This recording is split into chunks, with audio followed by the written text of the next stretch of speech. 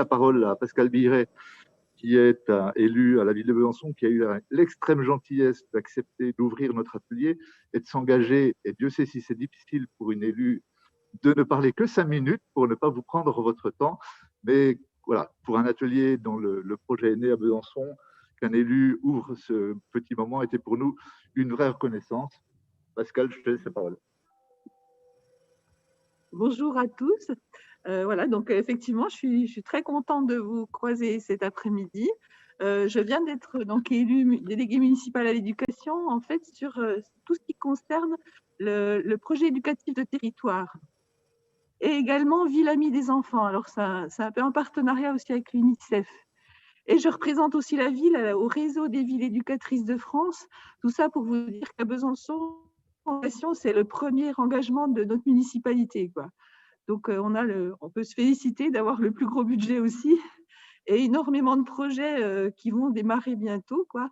Et donc, je connaissais déjà, puisque j'ai travaillé dans l'éducation nationale et notamment j'étais directrice d'une école en milieu populaire et j'avais déjà engagé beaucoup d'actions dans le cadre du PEDT. Donc, comment faire pour faire travailler ensemble des parents, des enfants, des acteurs. Et c'est pour ça que je me suis retrouvée quand même avec cette délégation et d'essayer de l'engager à l'échelle d'une ville, quoi. Voilà. Alors, il se trouve que quand j'ai découvert quand même le contenu du PEDT, il figurait le parcours de vie de l'enfant et des parents autour de l'école. Et ça m'a beaucoup intriguée parce que voilà, je découvrais ce dispositif et c'est bien entendu, c'est bien entendu Virginie qui va vous le présenter tout à l'heure. Mais ce que je peux dire en amont quand même, c'est que dans notre ville, il y avait déjà souci d'expérimenter des dispositifs de ce type-là. Il y avait déjà eu donc en 2013, je cherche un mode de garde pour mon enfant, et aussi plus proche encore, du côté donc des étudiants, c'était je m'inscris à l'université de Besançon, un peu un baromètre de bien-être du côté de l'étudiant. Donc il y avait vraiment déjà en amont, si vous voulez, une culture de ce parcours de vie autour de l'éducation, plutôt, excusez-moi, de l'usager. Et donc, souvent, les politiques de ville, effectivement, proposent des modèles un peu ascendants, hein, du haut vers le bas, et ne prennent pas suffisamment en compte la parole des usagers. Et en fait, c'est bien dommage, parce que derrière tout ce que les usagers vivent, en fait, on pourrait y voir des éléments pour construire une politique plus adaptée, quoi. Donc, c'est ce que j'ai vraiment apprécié dans cette démarche, c'est que comment accéder à une complexité plus grande de ce que vit au quotidien. Alors là, ça va être un enfant, mais ça peut être aussi un parent. Voilà, donc nous allons vous présenter ce parcours, hein, je ne vais pas parler trop longtemps, autour de l'école et voir comment on peut réellement permettre d'associer les usagers à la construction d'une politique publique. Et puis moi, ça va me permettre aussi d'évaluer le contenu du PEDT, puisqu'il y a déjà des priorités qui ont été accordées, mais est-ce que vraiment elles vont dans le bon sens? Ça va me permettre de juger un peu, voilà. Ben oui, là, effectivement, on est dans la bonne direction. Ah ben non, là, il va falloir réajuster. Donc moi, en tant qu'élu, ça m'intéresse vraiment de voir aussi la mise en œuvre de ce parcours de vie. Alors, il y a eu beaucoup de partenaires qui ont participé à la construction de ce dispositif. Des partenaires du milieu scolaire, périscolaire, extrascolaire, mais aussi des enfants et des parents qui l'ont expérimenté en amont. Avant cette présentation qui paraît déjà bien ficelée, il y a eu tout un travail de préparation de ce dispositif. Je dirais même de cet outil. Hein. Ça concernera des enfants de 3 à 11 ans. Et puis, vous verrez, ça permet d'identifier des éléments positifs ou au contraire anxiogènes dans ce que les gens vivent au quotidien. Donc là, c'est des enfants, hein, bien sûr. Et on va pouvoir, à partir de là, trouver des éléments qui pourraient nous permettre d'améliorer la qualité de ce qu'on propose. Mais attention, ce n'est pas un processus qui est ficelé. Il peut toujours s'adapter. Donc ça, je pense qu'on pourra vous le préciser tout à l'heure. Ça va pouvoir évoluer aussi dans le temps. Ce n'est pas un outil fini une fois pour toutes. Et également, les services concernés pourront s'y référer à tout moment pour pouvoir construire des plans d'action. Donc, ça va être aussi quelque chose ultra évolutif. Mais voilà, je vais peut-être m'arrêter là et puis maintenant, il est temps de vous en dire plus sur la réalisation concrète de ce projet. Voilà, je tenais à vous présenter déjà un peu les amont et aussi l'intérêt que la ville de Besançon procure à ce beau projet et qui va m'aider à soutenir mon PEDT. Voilà, enfin notre PEDT. Et je vous remercie et puis je vais continuer de suivre comme vous la présentation de ce projet. Voilà. Merci Pascal. Et maintenant Virginie dans son one-man show. Et je vous demande de la soutenir.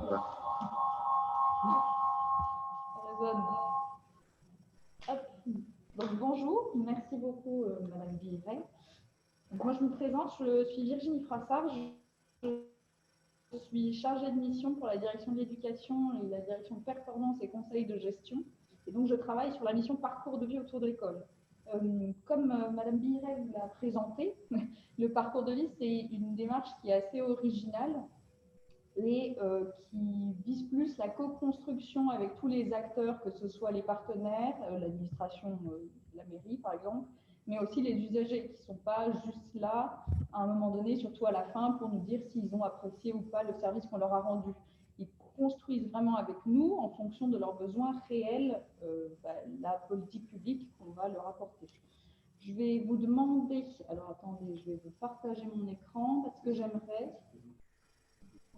Ah, le son est faible. Est-ce que vous m'entendez bien? Moi, ça va. Ouais, bon, super. Je vais vous partager mon écran parce que j'ai fait une petite présentation sur Klaxoon.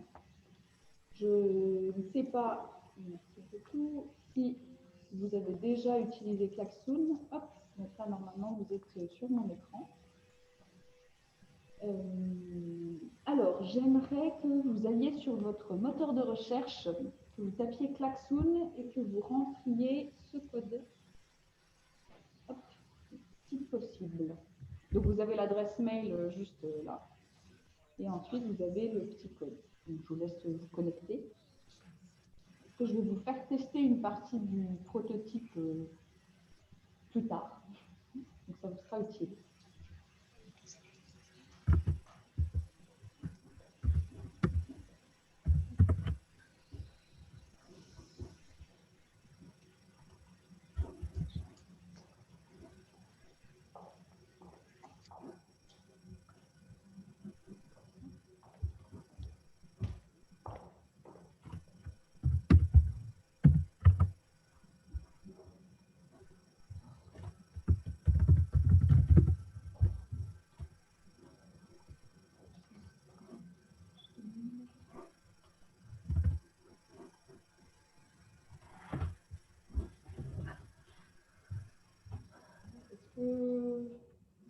Vous y êtes arrivé ou pas?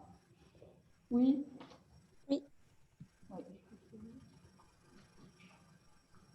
Est-ce que vous y êtes tous, ou enfin toutes plutôt, parce que il n'y a quand même que des femmes aujourd'hui, mis à part Serge, mais bon, je ne vais pas trop le compter. Non, pas moi, parce que j'ai pas l'application. En fait, on me demande d'essayer Klaxoon.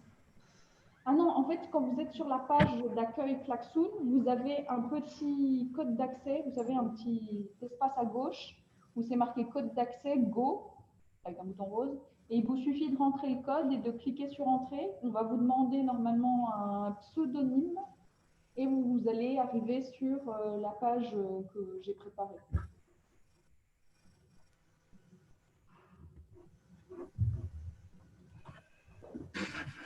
Alors, je fais m'inscrire ou se connecter? Non, non, juste participer. Ben, j'ai pas participé. Alors, attendez, je vais vous... Est-ce que... Attendez, ce qu'on va faire, c'est que... C'est à gauche de l'écran.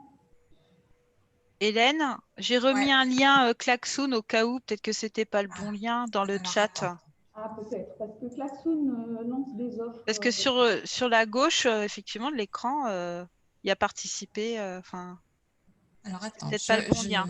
Ouais. Alors, pardon, je vous remets le code.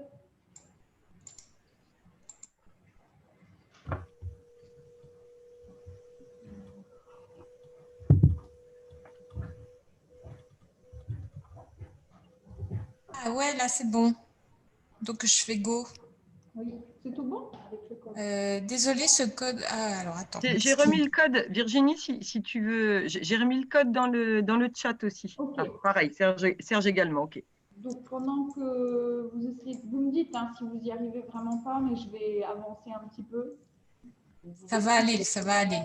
Bon, pour le moment, vous n'avez pas besoin de participer sur le klaxon. Moi, je vais vous le montrer après. Donc, je fais ça. Hop. Donc, le parcours de vie autour de l'école. Donc, je ne sais pas si vous avez bien compris en quoi ça consistait, mais nous, administration, on va voir des partenaires et des usagers pour construire une politique publique. L'avantage, ce qui est intéressant avec le parcours de vie, c'est qu'on n'est pas juste sur un seul service ou un tout petit pan du service. C'est vraiment toute la démarche, toute la tranche de vie qui nous intéresse. Et avec le parcours de vie autour de l'école, c'est vraiment tout ce qui tourne autour de l'école qui nous intéresse et le ressenti des usagers sur toute cette tranche de vie. Parce que souvent, on en discutait encore tout à l'heure, quand on va dans un service public, souvent on nous demande est-ce qu'on a aimé est-ce qu'on a été bien reçu, est-ce que la qualité de service qu'on a reçue est suffisante, et on met juste un petit smiley et puis c'est tout. Alors que peut-être qu'on a on a demandé à 5 personnes avant d'arriver au bon service, ou alors on nous a demandé 4 fois les papiers et en fait ça devient un peu lourd, et c'est ça qui va poser problème. Donc c'est plus la tranche de vie dans son ensemble et comment elle est organisée qui va poser problème plutôt qu'un point donné. Et le parcours de vie permet ça. C'est qu'on a identifié donc en 2019 avec des partenaires et des parents, on a dit bon voilà, autour de l'école, il faudrait qu'on identifie toutes les étapes par lesquelles les usagers passent sur une année scolaire et sur une journée scolaire. Et en fait, on s'est rendu compte que c'était immense. Donc là, moi, je vais vous montrer, je ne sais pas si vous allez voir. Vous voyez le grand parcours de vie qui s'est affiché? Et en fait, ça, c'est le parcours de vie année qui a été co-construit donc avec des parents et avec tous nos partenaires. Il y a plus d'une trentaine d'étapes qui ont été identifiées, donc qui n'ont pas le même niveau de difficulté, bien sûr. Et donc, on a tout identifié. Et moi, grâce à ce parcours de vie, j'ai pu construire un questionnaire. Donc, malheureusement, je ne vais pas vous le montrer aujourd'hui, mais je vais vous expliquer. J'ai construit un questionnaire. Vous voyez, il y a différentes tranches dans cette tranche de vie. Vous avez tout ce qui est, par exemple, avant la rentrée scolaire, autour de la rentrée, pendant l'année scolaire et la fin de l'année. Donc, moi, j'ai repris toutes ces étapes que j'ai mis dans un questionnaire comme une liste à choix multiples, et j'ai envoyé ce questionnaire à certains parents que j'ai bien accepté de tester mon questionnaire. Et donc, ils m'expliquent, en sélectionnant, ils me disent ils sélectionnent seulement les étapes qu'ils ont trouvées compliquées.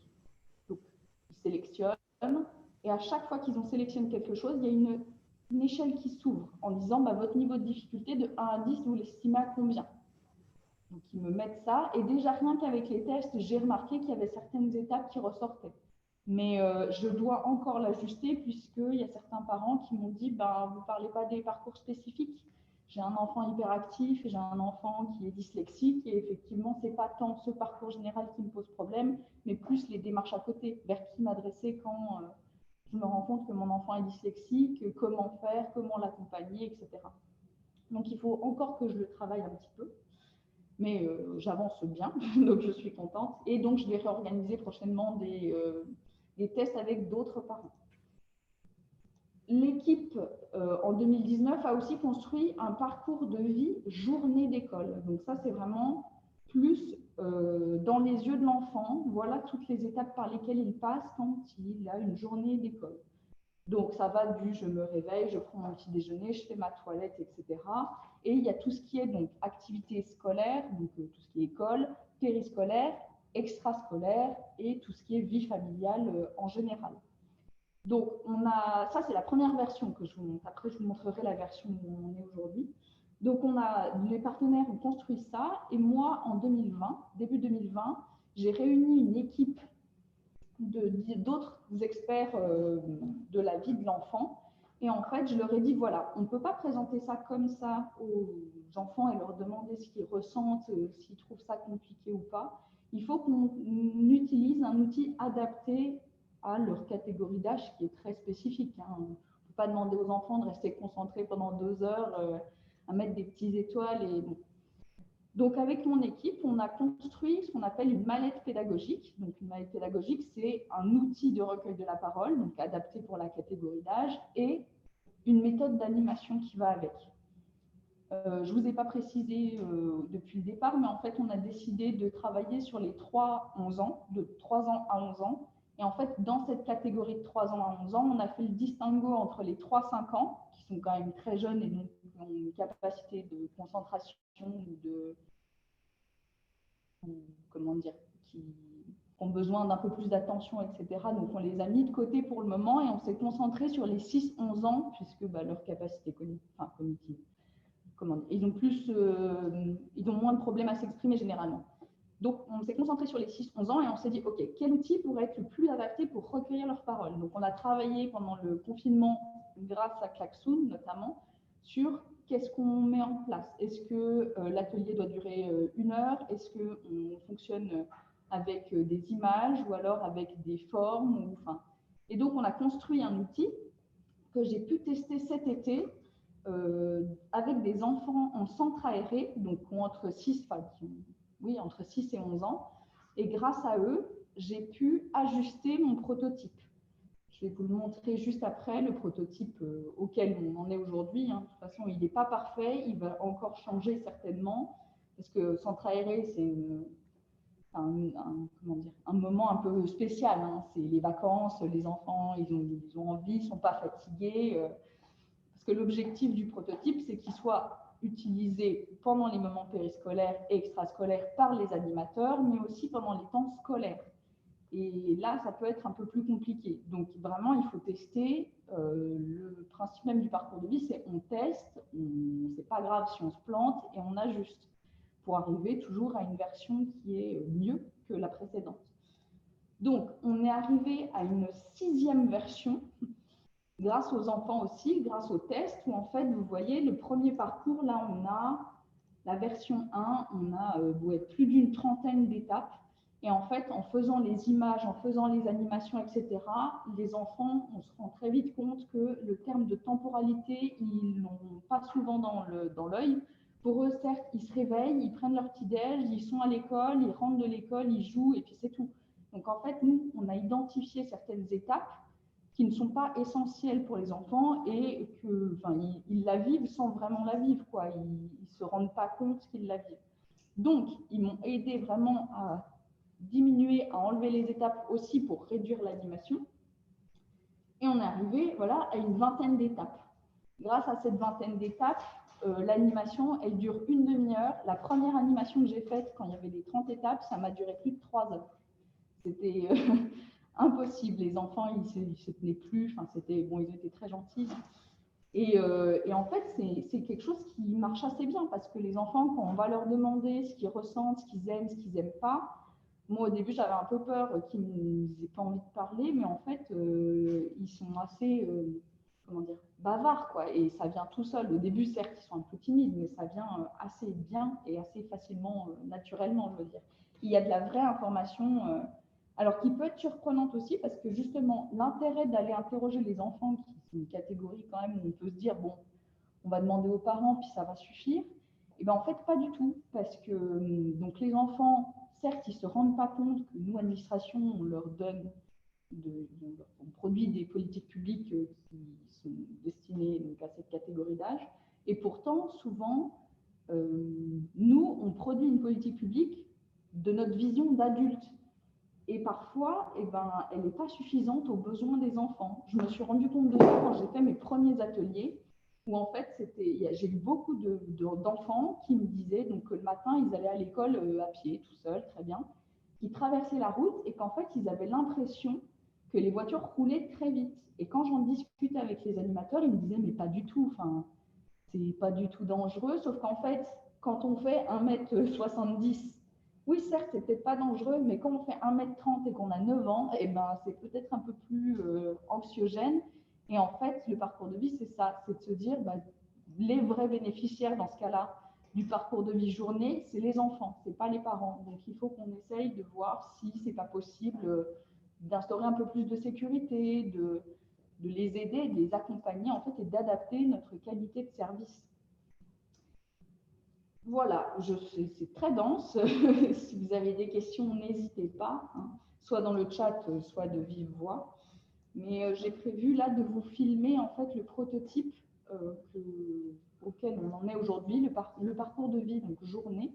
Je vais vous expliquer comment je fais participer les enfants et comment je note ce qu'ils me disent. Donc je vais changer de caméra, c'est peut-être plus simple. Tu veux pas dire qu'ils mettent en... Ah oui, j'ai oublié. Alors j'ai dit qu'en plus il fallait que je vous le dise au départ, mais il faudrait que vous vous mettiez en haut. Vous avez comment ça s'appelle déjà? Pourquoi ça s'ouvre pas? Alors attendez, déjà je vais changer de caméra. On va faire une chose à la fois. Hop. Voilà. Et ensuite en haut, vous devez avoir en haut à gauche un petit onglet.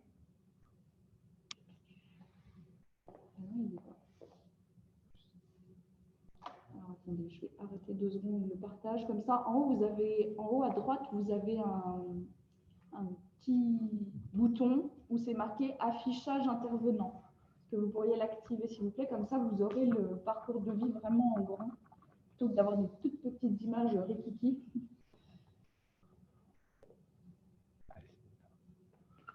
Alors, je vais me mettre devant et puis Je te suis. On va me filmer. Donc, en fait, le parcours de vie journée, je ne sais pas, il faut peut-être que je parle plus fort.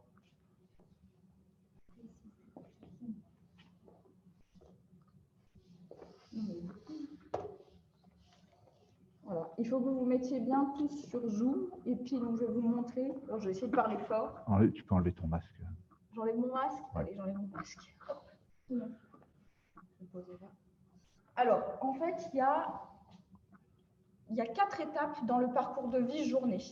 Et j'ai changé un peu au milieu la méthode d'animation parce que si on met les enfants assis pendant une demi-heure, ils ne sont pas concentrés et c'est le mouvement qui permet de les garder actifs dans la participation. Donc là, on a toute la partie matin, donc tout ce qui est avant l'école. Là, j'ai un souci de place. J'ai dû les coller, mais en réalité, il faut les espacer un peu puisque l'animateur demande dans un premier temps de se placer en dessous de l'étape qu'ils aiment le plus. Et ensuite, on les interroge en leur disant pourquoi tu t'es placé sous le petit déjeuner, pourquoi tu aimes le petit déjeuner, etc. Donc, on prend des notes. Et ensuite, ils se remettent vers nous. On leur demande de se placer sous le moment qu'ils aiment le moins. Donc là, ils vont se mettre en dessous.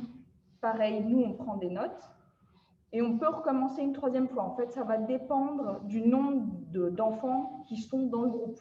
J'ai remarqué, moi, avec mes expériences, etc., que 10, c'est le maximum. Parce que souvent, entre 6 et 11 ans, il y en a qui sont plus dissipés et puis ils ont envie de parler. Et du coup, ça peut partir très vite dans tous les sens. 10, c'est le maximum. Et en fait, le nombre de tours, que ce soit 2 tours ou 3 tours, ça se ressent en fait. S'il n'y a que 6 enfants, 2 tours c'est suffisant. Alors que s'il y en a 10, 3 tours, ça peut être pas mal. Donc il y a différentes images. On a choisi de travailler par les images puisqu'en fait c'est ce qui parle le plus aux enfants. Donc on a tout ce qui est le réveil, le petit déjeuner, la toilette du matin, le fait qu'ils aillent au périscolaire ou qu'ils aillent à l'école, le périscolaire, la classe et la récréation. Et ce qui est important, c'est que, dans le parcours de vie, finalement, nous, en tant qu'administration, on n'est pas intéressé par toutes les étapes parce qu'il y a certaines choses sur lesquelles nous, on ne peut pas agir. Le fait, j'ai des enfants aussi qui m'ont dit, on n'aime pas se réveiller le matin parce que le réveil, il sonne trop fort. Oui, c'est une information, mais moi, je ne peux pas faire grand-chose. Ou alors, j'aime pas m'habiller parce que ma maman, elle me met des robes et moi, je préfère me mettre en pantalon. Bon, mais ce qui est important là-dedans, c'est que, tous les enfants sont autorisés, entre guillemets, à parler. que ce soit de l'information importante ou pas. Le tout, c'est qu'ils se sentent écoutés, parce que si on leur dit non, mais enfin, ça ne m'intéresse pas, les enfants vont se brimer et ça ne sert à rien. Ce qui peut nous aider, nous, c'est que donc, comme administration, nous, tout ne nous intéresse pas, on a fait le travail en amont avec les partenaires sur le parcours de vie, de se dire sur quelles étapes vraiment il faut qu'on recueille de la parole. Le petit déjeuner, on est intéressé parce qu'on a des partenaires de lutte contre l'obésité, donc on aimerait savoir ce que les enfants mangent, s'ils savent ce que c'est un repas équilibré, s'ils ont faim le matin, comment ça se passe, si c'est un moment calme ou alors un moment un peu stressant. On se pose des questions sur le périscolaire parce que donc on travaille avec la ville, on a des animateurs périscolaires, on veut savoir comment ils vivent, etc. Moi, je le sais, l'animateur le sait parce que c'est noté sur la grille. Je vais vous la montrer après. Mais donc, il a conscience de ça. Quand il prend ses notes, il a conscience de ça. Sinon, les enfants qui veulent parler sur, comme je vous dis, le moment du réveil ou de la récréation, ils sont contents d'aller à la récréation parce qu'ils retrouvent leurs copains et copines. Bon, c'est pas une information qui est essentielle pour nous, mais ça leur fait plaisir et c'est toujours agréable de voir les enfants qui s'expriment. Donc, une fois qu'on a fait la partie du matin, on arrive sur 2 parcours possibles. On a les enfants qui mangent à la cantine et les enfants qui ne mangent pas à la cantine. Donc, je vais vous montrer comment on a fait parce qu'on a beaucoup travaillé aussi là-dessus, sur le fait qu'il faut qu'il n'y ait qu'un seul animateur du groupe d'enfants, parce qu'on ne peut pas en avoir 50 non plus. Donc, je vais vous montrer un peu comment on s'est organisé pour qu'il y ait tous les enfants sur une même table. Donc, je vous montre ici. Donc là, vous avez en bas le parcours, les enfants qui rentrent chez eux. Donc, le départ de l'école, ils mangent le midi, ils ont un temps de détente avec des bouquins, des écrans, etc. Et ils retournent à l'école. Et de l'autre côté, donc là, il faut que tu remontes un petit peu là. Pardon. De l'autre côté, ici, vous avez 3 images pour les enfants qui, eux, mangent à la cantine. Là, pour que vous vous en rendiez compte, je vous les ai mis dans le même sens, mais normalement, ces images, elles vont dans ce sens-là. Comme ça, l'animateur demande aux enfants qui va à la cantine, qui ne va pas à la cantine. Ceux qui vont à la cantine viennent de ce côté-là et ceux qui n'y vont pas, ils viennent là. Comme ça, on n'a qu'un seul animateur qui s'occupe quand même du groupe et qui peut continuer à noter. Là, pour ce moment-là du midi, les enfants, ils ont des gommettes. Des petites gommettes rouges et des petites gommettes vertes, où en fait, on leur donne 2 gommettes vertes pour les placer sur les moments qu'ils préfèrent le midi et 2 gommettes rouges sur les moments qu'ils aiment le moins. Ils ne sont pas obligés de les placer parce qu'il y a des enfants qui aiment tout ou qui détestent tout, et là, du coup, c'est compliqué. Mais donc, la liberté est vraiment laissée à l'enfant. C'est lui qui choisit de coller ou non des gommettes, et bien sûr, après, on lui demande. Par exemple, comme je vous ai dit, moi, le midi, ça m'intéresse de savoir s'il mange suffisamment de fruits et légumes ou s'il mange que des frites. Et il y a tout ce qui est trajet, sécurité routière, etc. Mais ça, c'est noté sur la grille et les animateurs le savent. Il faut juste que l'enfant ne sente pas qu'il est brimé dans sa parole. Hop, j'enlève ça, je vous montre la suite, mais en termes de logistique, on va être obligé de pousser un peu la table. Alors, je laisse les pousser.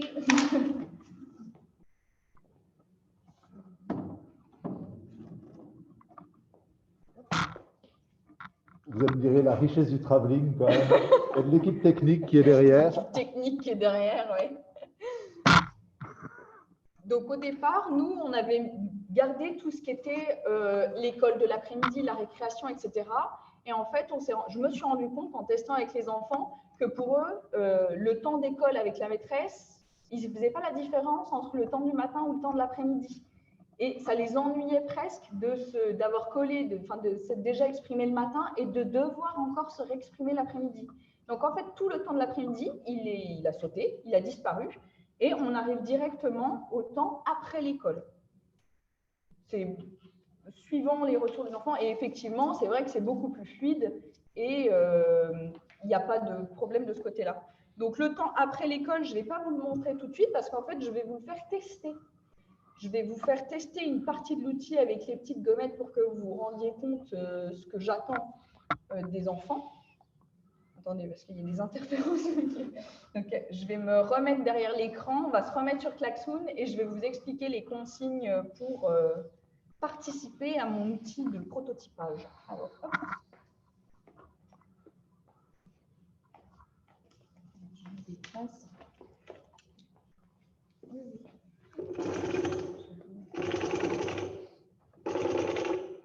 Je remets mon masque. Je vais repasser en caméra comme ça. Hop, voilà, la magie de la technologie. Donc, je vais vous demander de vous remettre sur le klaxon, si possible. Je ne vais pas partager mon écran parce que ce sera plus simple pour vous déplacer sur l'écran. Par contre, je vais synchroniser mon écran avec le vôtre. Comme ça, vous allez suivre ce que moi je fais en même temps et ensuite, je vous laisserai la main. Donc, est-ce que déjà, il y a des gens qui ont déjà utilisé klaxon ou c'est très nouveau pour vous? Très nouveau pour ma part. Ouais, très nouveau. Moi aussi. Ok.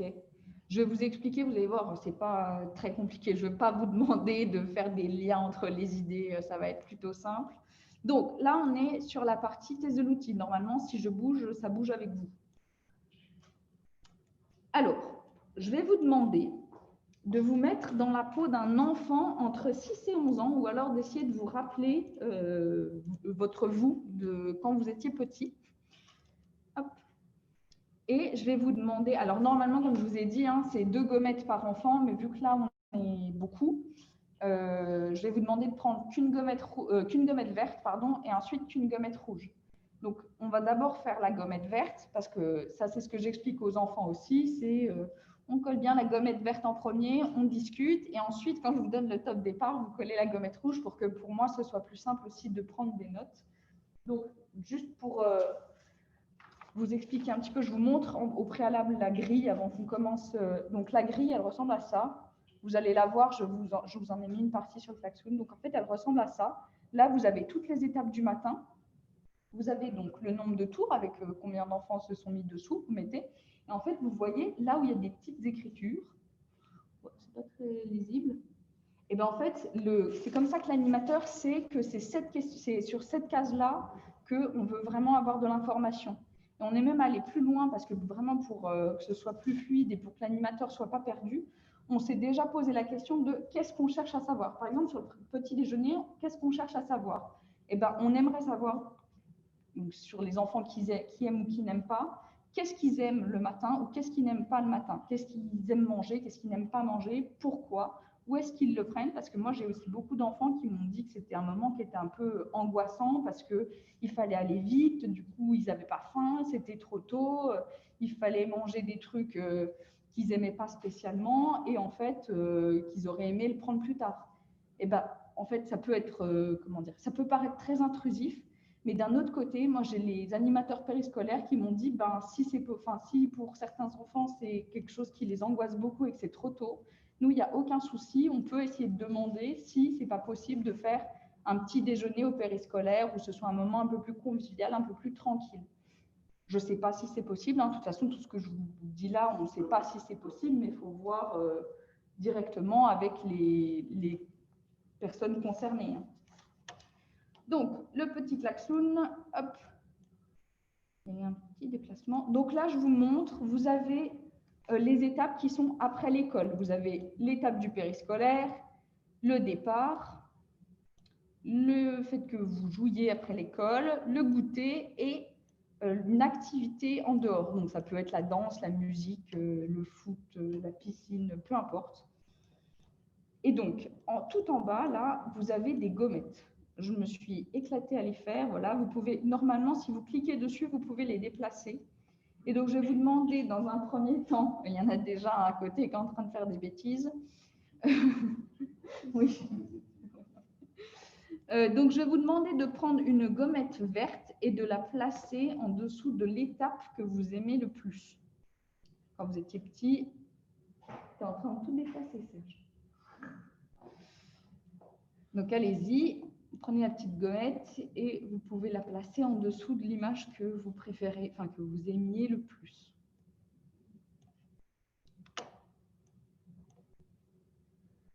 Je vais arrêter le partage là.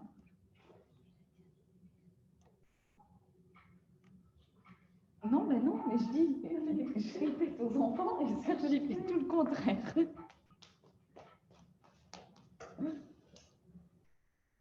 Alors, je m'en mets 2, 4, 6, 8, 2, 2. C'est mon chef de service qui a le plus vu le prototype et qui fait tout ce qu'il ne faut pas faire. Je lui ai dit pas de gommette rouge tout de suite, il colle une gommette rouge. Moi, je dis ça, hein. Puis tu as mis une gommette déformée.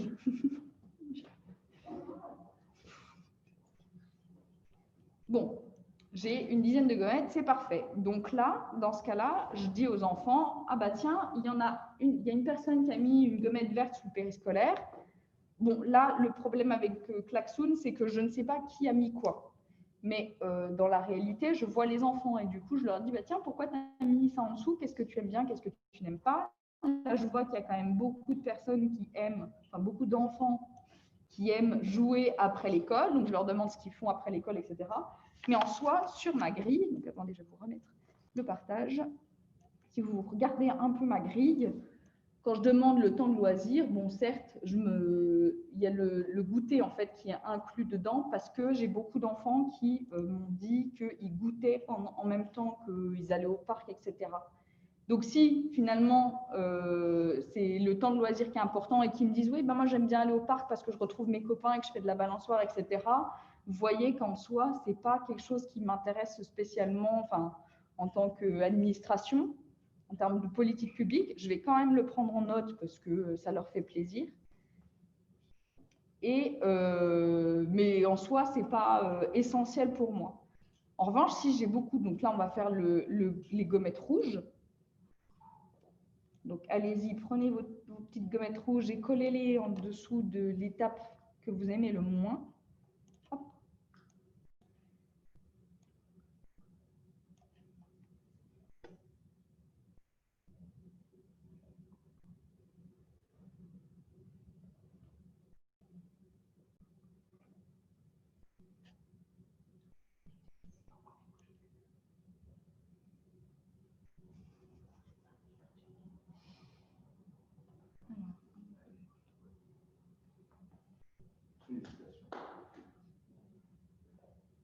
Voilà, on en a à peu près une dizaine, hein. Peut-être qu'il y a des gens qui n'ont pas collé.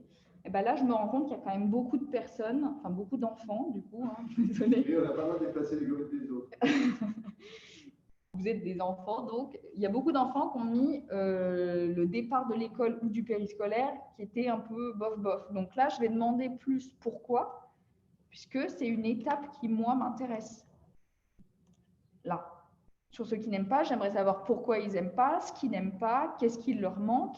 Ah, d'ailleurs, j'ai fait une petite faute que j'avais corrigée, mais que je n'ai pas corrigée ici. J'aimerais savoir ce qu'ils aimeraient avoir en plus. J'ai déjà des enfants, moi, qui m'ont dit on joue trop aux cartes. Bon, du coup, j'ai des animateurs qui m'ont dit bah, on va essayer de changer, on va essayer de mettre d'autres jeux en place, etc. Il y en a qui n'aiment pas l'aide aux devoirs pendant le périscolaire. Bon, bah, ça, je ne peux pas trop faire grand-chose, mais bon, c'est toujours une information qui est importante. Mais aussi, ce qui est important quand on fait s'exprimer les enfants, c'est qu'on peut se dire parfois, bah, sur le trajet, finalement, là, je ne les fais pas s'exprimer, mais parce que je les ai déjà fait s'exprimer plus tôt. Et puis, du coup, je laisse tomber. Mais s'il y a une petite fille qui me dit non, mais le matin, ça va, mais le soir, je me sens quand même pas trop en sécurité parce que je rentre trop tard et que du coup, il n'y a plus la personne qui me fait traverser. Là, c'est plus compliqué. Serge a partagé son écran. Donc, comme ça, vous voyez un peu la vision d'ensemble du parcours de vie.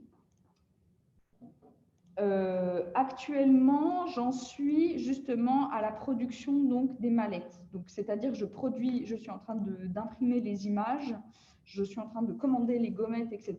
Je suis en train de préparer les formations des animateurs, puisqu'en fait, ce n'est pas moi qui vais animer, c'est les animateurs périscolaires, extrascolaires et au niveau scolaire.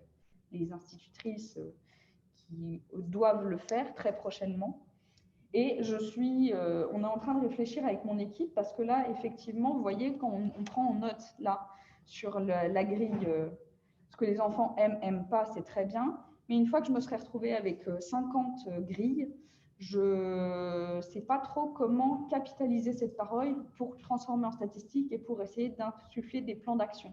Donc là, on est vraiment en train de réfléchir là-dessus et on en est quand même à se dire, on verra. Et c'est ça aussi la richesse du parcours de vie, c'est qu'il ne faut pas être bloqué en se disant on va faire comme ça absolument, parce que souvent, et c'est ce qui m'est arrivé aussi, c'est que en fait, ça ne se passe pas comme ça. Et la méthode se construit un peu au fil de l'eau. Là, la grille, je vais voir en fonction de la parole qui est rendue, enfin de ce que les enfants disent, et je vais voir ensuite avec ça comment je fais. Est-ce qu'il y a des choses déjà qui ressortent? Est-ce que c'est flagrant? Ou alors est-ce que la parole, elle est complètement dispatchée, un peu, elle part dans tous les sens?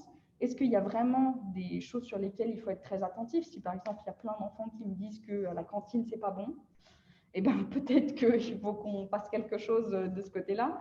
Et donc, ça se verra une fois qu'on aura mis en place les animations. Bon, pour le moment, c'est un peu compliqué, hein, je vous avoue, avec le Covid, c'est sport, mais on avance et c'est très chouette parce que les animateurs, plus on en parle, plus les animateurs sont motivés et plus on arrive à faire des choses. Donc, c'est vraiment très sympa. Est-ce que vous avez des questions pour le moment ou pas? Oui, on demande qui a réalisé des supports visuels. Ah, c'est moi. Sur des bandes d'images de droit. Alors, les images que vous avez vues du parcours de vie, alors je me suis vraiment embêtée à les faire parce que je voulais qu'il y ait une espèce d'uniformité dans les images pour pas que ce soit un peu tous les sens. Donc, j'ai cherché pendant très longtemps des banques d'images libres de droit et j'ai essayé de les coller. Et les images ont beaucoup changé parce que moi, la vision que j'ai par exemple, du trajet scolaire, donc j'ai essayé de me reprojeter à quand moi j'étais petite, et en fait, il n'est pas du tout d'actualité parce que très bêtement, les enfants là sont scolarisés sur Besançon, donc soit dans la boucle, soit autour de Besançon. Et donc, c'est quand même des écoles de ville. Et moi, j'ai par exemple grandi à la campagne, petite campagne du Jura perdue, donc forcément, les trajets ne sont pas les mêmes. Donc, j'ai dû enlever beaucoup de choses. Sur le temps périscolaire, pareil, j'ai dû modifier. Sur le temps de détente, pareil, tout ce qui est lecture, et puis les enfants maintenant, ils sont quand même très branchés nouvelles technologies ou même il y a plein de choses que j'ai dû modifier aussi grâce à eux. Et sur le klaxon, oui, je l'ai fait tout de suite. Ah, Serge, je vais vous dire quelque chose. Alors, attendez, je vais couper le son. Je voulais juste ajouter une toute petite remarque qui n'est pas anodine. C'est-à-dire que tout à l'heure, notre élu faisait référence à d'autres parcours de vie sur lesquels on avait travaillé depuis quelques années. C'est vrai qu'il y avait une culture de cette écoute usagée, une culture de la co-construction et parcours de vie autour de l'école. Les premières réflexions autour de la mallette pédagogique, c'est le fruit du travail des collègues de la territoriale lors des universités de l'innovation à Cluny. Donc, en fait, on est sur une co-construction qui dépasse même le cadre de nos usagers, c'est-à-dire finalement l'ensemble de la communauté territoriale qui avait passé 3 jours sur les premières hypothèses. Et l'amorce de la construction d'une première mallette pédagogique a été toute la matière que Virginie et son équipe ont pu à un moment donné s'approprier pour pouvoir continuer ce travail de réflexion. Voilà, donc je voulais restituer un petit peu les choses. Et il y avait une question sur le nombre d'enfants soudés. Alors, sur les enfants, Virginie, vous disiez, alors, il y a 2 choses. D'une part, le nombre d'enfants par atelier, c'est une dizaine pour que ça soit réalisable. Au-delà, c'est un peu compliqué. Maintenant, notre souhait et le souhait des élus à l'échelle de cette politique publique, c'est qu'on arrive peu ou prou à interroger tous les enfants scolarisés sur le bassin bisontin. C'est-à-dire que pourquoi construire une mallette pédagogique, c'est pour permettre à d'autres acteurs de l'utiliser dans le cadre ou scolaire, ou périscolaire, ou extrascolaire, sachant que la ville n'est pas propriétaire de la méthode, n'est pas propriétaire de l'approche, et elle ne fonctionnera qu'à partir du moment où on la démultipliera. Et pour la démultiplier, il faut tout simplement que les autres acteurs s'approprient l'outil, qu'il devienne le leur. Donc, à terme, comme on espère que le baromètre adulte va être utilisé par une majorité de bisontins, on espère qu'une majorité d'élèves scolarisés à Besançon pourront à un moment donné, et de manière continue, pouvoir donner leur avis sur leur parcours scolaire. D'autres questions? Moi, j'ai levé la main, je me permets du coup. Céline, donc je travaille à la région. Vous m'entendez bien? Les autres politiques concernées par le parcours de vie ou par le... Parce que c'est le parcours de vie autour de l'école. au-delà effectivement, au-delà de la politique publique liée à l'éducation, bien évidemment, la petite enfance y est rattachée parce que c'est le secteur juste amont. Et après, la politique sportive, la politique culturelle, toutes les politiques publiques qui, à un moment donné, se rencontrent, ou la vie des quartiers se rencontre avec la vie de l'enfance, sont forcément concernées. Donc, on est vraiment sur du transversal au total. Et aujourd'hui, par exemple, on réfléchit à mettre en place un dispositif, un comité d'évaluation. Ce comité d'évaluation, bien évidemment, il ne peut pas être restreint aux seuls élus en charge de l'éducation sur le territoire, parce que on est des acteurs multiples. Et au-delà, imaginez de faire de l'évaluation d'une politique publique sans y associer les acteurs, entre autres l'éducation nationale, tout bêtement, et tous les professionnels qui tournent autour de l'enfance, n'aurait aucun sens. Parce que l'objectif, c'est bien de construire des plans d'action partagés avec l'ensemble des acteurs, en ayant bien conscience que si chacun agit isolément sur son secteur d'activité, l'efficacité ne sera pas terrible. Excusez-moi, par rapport à ce que vous venez de dire... Vous n'avez pas mis votre micro. Il est ouvert, mon micro. Vous m'entendez? Mon micro est ouvert, je ne sais pas si vous m'entendez. Moi, je vous entends. Vous n'avez pas activé votre micro, Corinna. Si, on l'entend, Serge. Serge, je crois que tu n'entends pas. Virginie, tu entends? Le micro ne fonctionne pas. Virginie, est-ce que tu nous entends? Oui. Oui. Bah, du coup, sinon, je peux écrire. Hein. Ah, bah, ça y est, c'est parti. Ah, super, parce que du coup, oui, parce que Corinne posait une question et puis Serge et Virginie, Céline aussi a posé une question. Oui, du coup, je rebondissais sur ce que vous venez de dire sur les autres politiques impliquées, sport, culture, etc. Est-ce que ça veut dire que ça peut être des relais, effectivement, aussi pour utiliser l'outil auprès des enfants dans les clubs sportifs ou autres? Oui. Alors, on en avait parlé justement avec mon équipe au début parce que, comme je vous ai dit, le parcours de vie, c'est très nouveau. On a dû tout construire et une des questions, ça a été de se dire qu'est-ce qu'on fait? Parce que moi, toute seule, je ne peux pas le faire. Je ne peux pas animer dans toutes les écoles, dans tous les accueils périscolaires, extrascolaires. Et tout de suite, on a réfléchi au club sportif parce que nous, on a des directions sport à la ville de Besançon. Et au Grand Besançon. Et du coup, on s'est dit, est-ce que ce ne serait pas intéressant de mobiliser ces personnes-là pour faire les animations pendant ces activités? Et après, on s'est dit, est-ce que ça ne va pas faire doublon? Parce que vous savez, s'il y a des enfants qui font, je ne sais pas moi, du karaté, mais qui vont aussi au périscolaire et qui font aussi l'atelier à l'école, ça risque de faire des doublons et de fausser en fait le résultat qu'on aura. Donc, pour le moment, on a choisi de juste se concentrer sur le périscolaire, l'extrascolaire et le scolaire, en sachant déjà qu'on va avoir une petite part d'erreur, forcément, parce que ceux qui vont à l'école vont peut-être aussi au périscolaire, ce qui est logique. Mais pour le moment, on reste comme ça. On essaye et on verra. Pour le moment, comme je vous ai dit, le périscolaire et l'extrascolaire, c'est plutôt facile à mettre en œuvre. L'école, c'est plus compliqué parce que donc avec l'épisode qu'on a actuellement de la crise sanitaire, c'est assez compliqué, sachant que, comme je vous ai dit, maximum, c'est 10 enfants par groupe, sinon, ce n'est pas gérable. À côté, les 20 autres enfants dans une classe de 30, ils font quoi? C'est un peu compliqué pour le moment, mais on ajuste justement tout ça. Peut-être que finalement, on va laisser tomber l'école, je ne pense pas quand même, parce que il y a des enfants qui n'ont pas accès au périscolaire et à l'extrascolaire, et ça serait intéressant d'entendre aussi ce qu'ils ont à dire. Mais ouais, on n'est pas fermé. On verra bien si effectivement les clubs de sport ou de musique ou je ne sais quoi, ça peut être intéressant d'aller voir là-bas. On ira voir là-bas. On n'est pas fermé.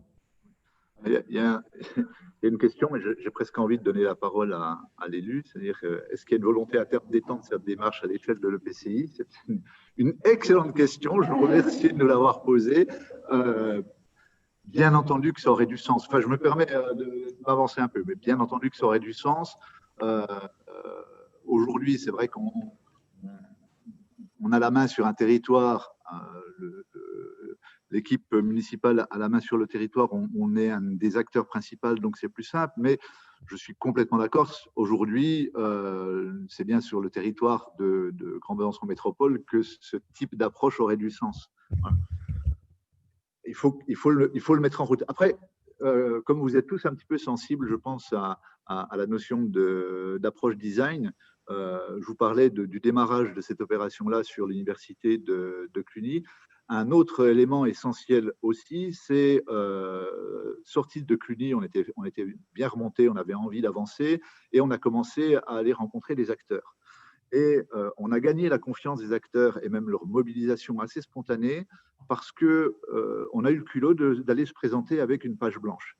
En disant, au départ, ils nous demandaient qu'on leur montre notre projet et qu'ils en discutent dessus. On leur a dit, mais non, on n'a pas de projet écrit, voilà ce qu'on a envie de faire, on va le construire ensemble. Et la confiance, on l'a gagnée à ce moment-là. C'est-à-dire, ils ont été très surpris qu'on accepte finalement de venir avec cette fameuse feuille blanche et que ce soit avec eux que l'on construise tout doucement ce parcours de vie. Juste pour l'anecdote, parce que je pense que celui-là n'est pas fini, Virginie vous disait tout à l'heure que les versions s'enchaînent au fur et à mesure des ateliers.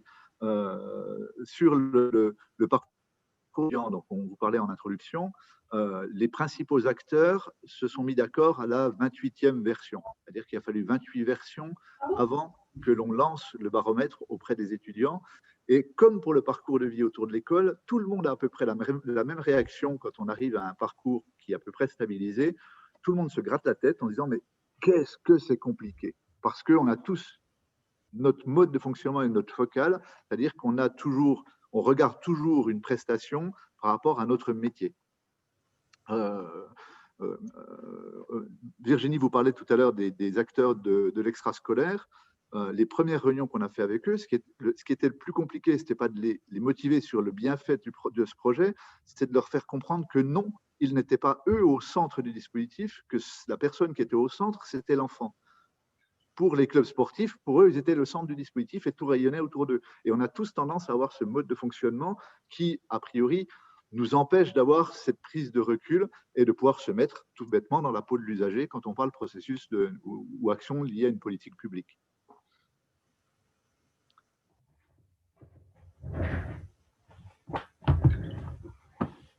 Alors, la question de Céline, elle est très intéressante parce que c'est exactement le niveau de réflexion qu'on a en ce moment, c'est-à-dire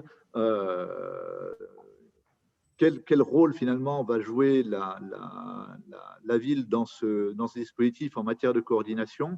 Je pense qu'une partie de la réponse est dans ce sur quoi on est en train de travailler aujourd'hui, c'est-à-dire la mise en place d'un comité d'évaluation, comme on le fait traditionnellement pour toutes les politiques publiques, c'est-à-dire qu'on ait un comité d'évaluation qui représente l'ensemble des acteurs, et c'est bien des réponses communes, ce que je disais tout à l'heure, qui permettront de répondre aux situations qui peuvent être vécues de façon anxiogène par les enfants et par les parents. C'est-à-dire que là, on est encore dans une phase de construction. Enfin, je pense qu'on est parti pour 10 ans de construction sur ce dispositif-là, mais en acceptant qu'on soit dans un processus complètement itératif.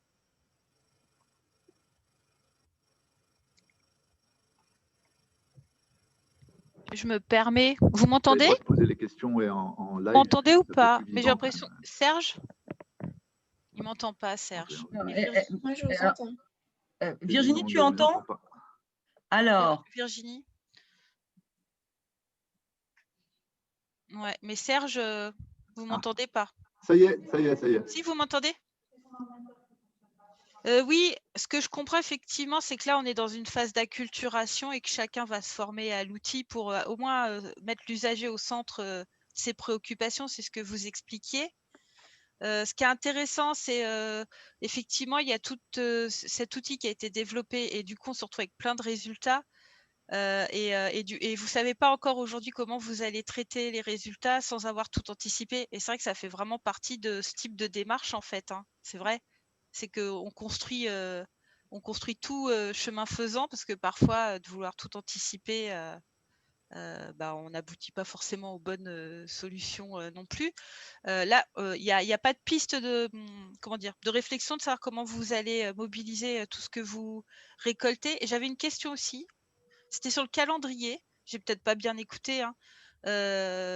C'est un outil qui est destiné en fait à être utilisé en fait tout le temps. Enfin, quand le besoin s'en fait ressentir, c'est ce que je comprends. C'est pas un one shot. C'est pas on fait un diagnostic puis on revient dans 5 ans. Enfin.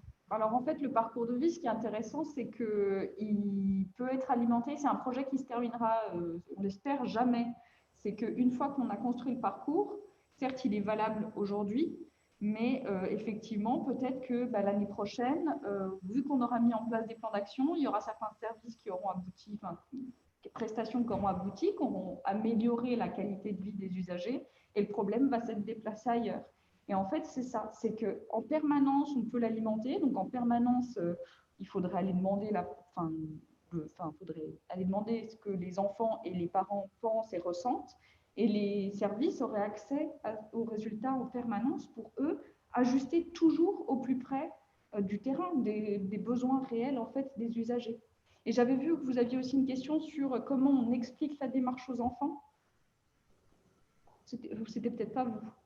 J'avais vu comment la démarche est-elle présentée, expliquée aux enfants au départ. Alors, on s'est beaucoup posé la question aussi, parce que, comment dire, quand on arrive, en fait, finalement, on s'est rendu compte que c'était les parents qui étaient un peu plus frileux, que les enfants, on leur explique, moi je leur explique en leur disant que je travaille à la ville de Besançon et je leur dis que je travaille avec des gens qui s'occupent des routes, qui travaillent, donc les animateurs, c'est des collègues à moi, etc.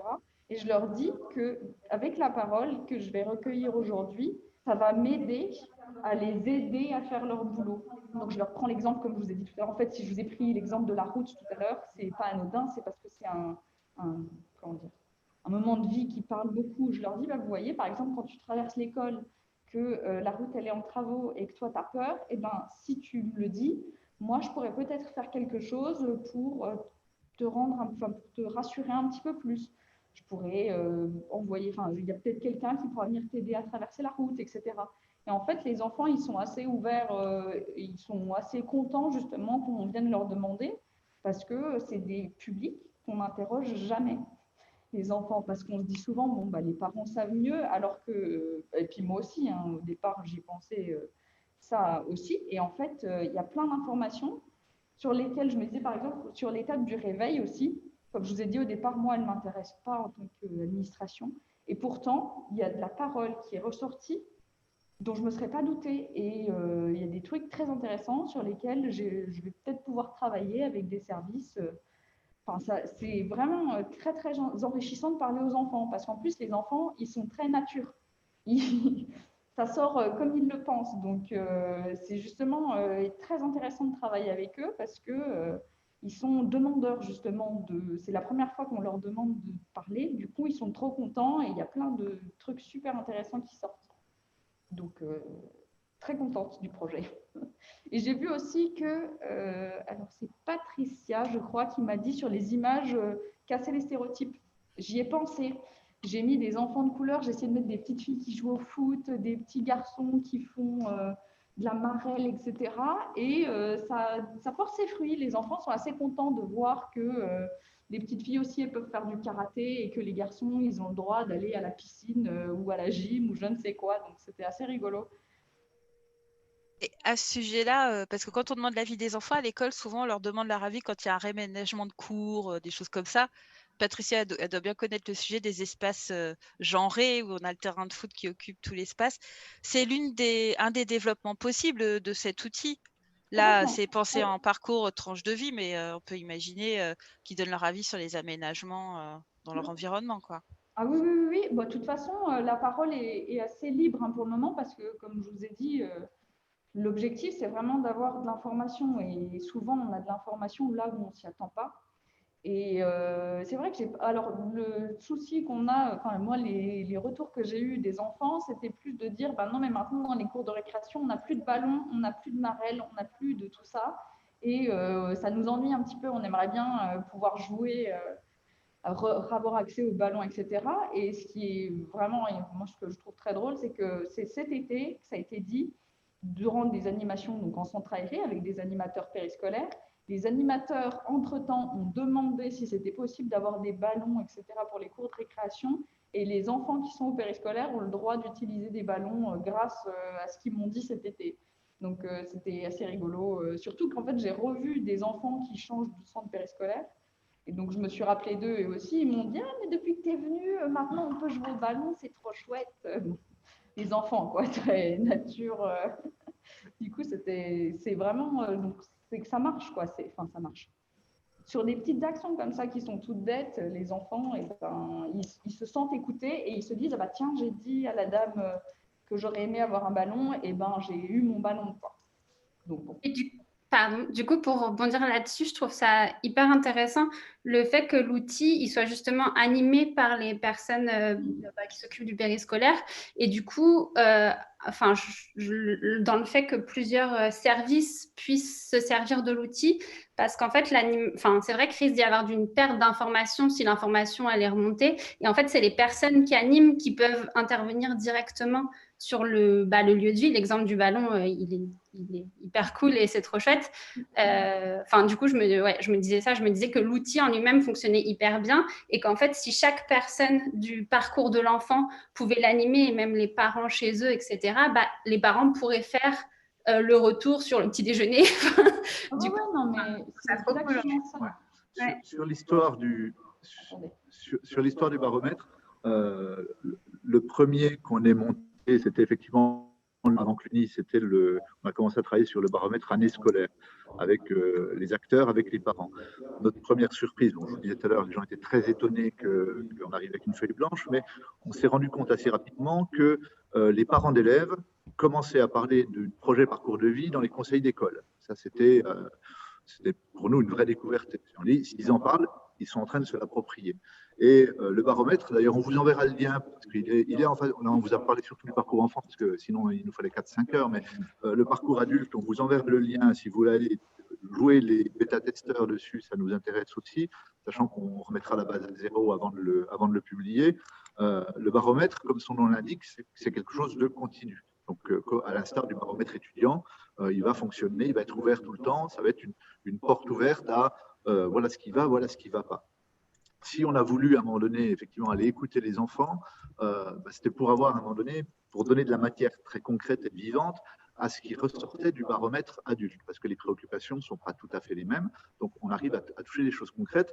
Et quand on avait fait les premiers débriefs avec Virginie sur ces premiers ateliers, ce qui ressortait tout bêtement, c'était le niveau très élevé de satisfaction des enfants à qui on posait des questions importantes, intelligentes, des questions de grands. C'est-à-dire, on leur demandait de s'exprimer sur leur propre vie, on les écoutait, et rien que ça libère la parole, ça amène beaucoup de matière. Après, c'est vrai, comme disait Virginie, nous, on n'est pas psychologue, il y a des choses, on n'est pas pédopsychiatre non plus, il y a des choses qu'on ne sait pas lire, il y a des choses qu'on ne sait pas comprendre, et là, on a besoin de tous les autres. Donc, d'où l'intérêt, à un moment donné, de faire continuer à vivre cette équipe projet, de continuer à faire vivre une équipe d'évaluation pluridisciplinaire pour qu'on arrive à avoir cette compréhension globale avec les visions de chacun, et le cumul de ces visions nous donnera peut-être des réponses. Une anecdote juste au passage sur des... Je vais vous donner une anecdote assez amusante sur le parcours de vie étudiant. On avait vécu un grand moment de solitude. On valide le parcours, et le parcours avait un certain nombre d'étapes qui touchaient à l'engagement citoyen, parce qu'on avait répondu à un appel d'offres du CNUS sur le parcours étudiant. Et la plupart des étudiants, 80%, avaient répondu à ces questions-là, à ce groupe de questions, ne sait pas ou ne me sent pas concerné. Nous, en tant que praticiens, en tant que professionnels, on s'est dit, eh ben voilà, on le savait, les jeunes ne sont pas engagés. On est retourné devant les jeunes pour débriefer avec eux les résultats. On les a mis dans une colère noire. Ils nous ont dit, mais vous n'avez rien compris. Nous, on est engagé dans l'économie circulaire, on est engagé dans du projet. En gros, ils étaient en train de nous dire, tout bêtement, qu'on leur avait posé des questions de vieux et que c'était les questions qu'on leur avait posées qui ne les concernaient pas. Ce n'était pas l'engagement. Mais si on n'était pas repassé devant les jeunes étudiants pour leur dire, voilà ce qu'on a lu dans les résultats que vous avez fournis, si on ne l'avait pas fait, on aurait écrit des grosses bêtises. Alors, je ne dis pas qu'avec les enfants d'âge maternel ou primaire, ce sera la même chose, mais ça donne de la matière vivante et ça évite souvent de dire des bêtises quant à la lecture qu'en font les utilisateurs. C'est un peu la philosophie globale du parcours de vie.